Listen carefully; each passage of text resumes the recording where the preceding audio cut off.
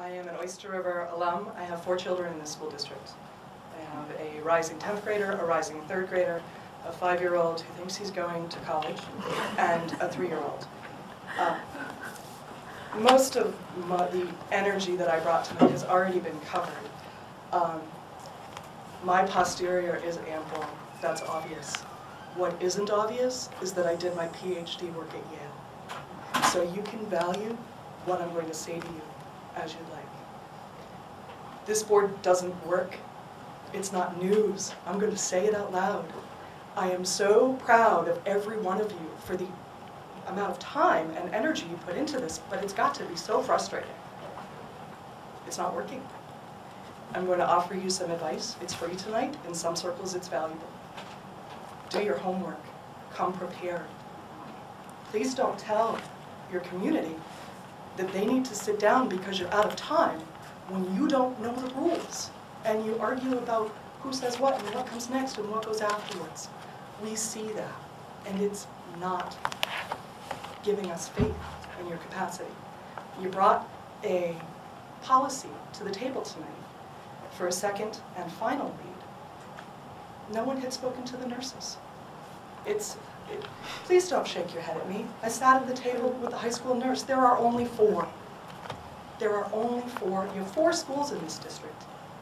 You don't need to be a senior administrator to find the nurses. I propose that no policy comes to the table prior to a 3rd read. There will be some that need to be adjusted based on state code. Plan better. There is no timeline that I can find that says we review our policies on this schedule. Every policy needs a provenance. Where did it come from? Who started it? Why did it change? The conversation that we just saw says you don't know that. So there shouldn't be, I think, I believe.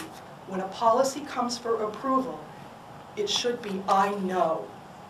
I know why we're doing this. Shouldn't be based on mood, or moon phase, or what you had for lunch. That is an indicator that you need another read. My daughter is 8 years old, Mr. Cash. And I have a very hard time imagining how I explain to her that there is someone sitting at the table that is supposed to make decisions about the quality and direction of her education that does not value who she is because she's a girl. If that is truly not who you are, you have some work to do. Whether you choose to resign or not, your decision.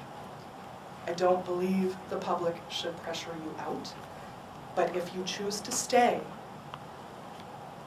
show us that that's not who you are. It's going to take a huge effort, I think, for all of you to start talking to each other. The previous speaker was absolutely right.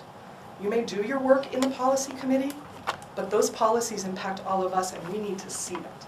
We need to hear the thinking behind it, because that's how we understand why you make the decisions you make, so we can support you. Because right now, there is no community support, and it's for the wrong reasons.